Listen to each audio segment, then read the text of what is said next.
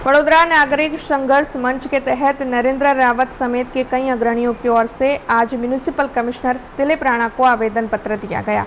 दरअसल वडोदरा में बीते दिनों जो बाढ़ के हालात खड़े हुए थे, उसकी वजह से वडोदरा की जनता को बेहद नुकसान पहुंचा है।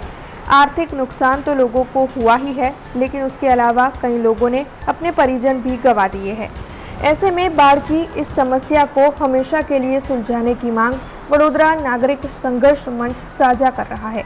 उसी के तहत पड़तर मांगों को साझा करते हुए म्यूनिसिपल कमिश्नर दिलीप राणा को आज आवेदन पत्र दिया गया है। वडोदरा नागरिक संघर्ष मंच द्वारा वडोदरा शहर प्रतिष्ठित वडोदरा शहर नागरिकों की चिंता करी कमिश्नरश्रीने वडोदरा शहर में जो अभूतपूर्व पूर आव्યું 25,000 करोड़ थी जेનું વધારે નુકસાન થયું અને એ નુકસાનમાં સરકાર દ્વારા જે વળતર આપી રહ્યું છે એ માટે ખૂબ મોટા પ્રશ્નાર્થ છે।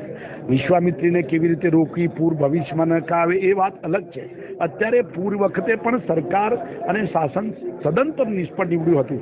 એ બધી સુવિધાઓ આપવા માટે, કારણ કે સામાન્ય નાગરિકના ઘરની ઘર વખરી એનો સામાન, એની દુકાનની અંદરનો સામાનમાં ખૂબ મોટું નુકસાન, આનો સર્વે કરીને વ્યવસ્થિત વળતર માટે એ માટેની સવિસ્તર રજૂઆત, કેશડોલની બાબતમાં પણ સવિસ્તર રજૂઆત, આ તમામ બાબતે સરકારે કોઈ પેકેજ ડિક્લેર નથી કર્યું કે પૂરગ્રસ્ત જાહેર નથી કર્યું। એની અમે વેદના વ્યક્ત કરવા માટે શહેરના તમામ નાગરિકો આવ્યા છે અને આ આવેદન પત્ર આપી એ જો સુવિધાઓ નહીં મળે તો અમે વડોદરા શહેરના નાગરિકો સાથે આંદોलन કરીશું, એ પણ નિશ્ચિત છે। हमसे जुड़े रहने के लिए हमारे YouTube चैनल को सब्सक्राइब करें और नई वीडियो की नोटिफिकेशन के लिए बेल आइकॉन को दबाएं।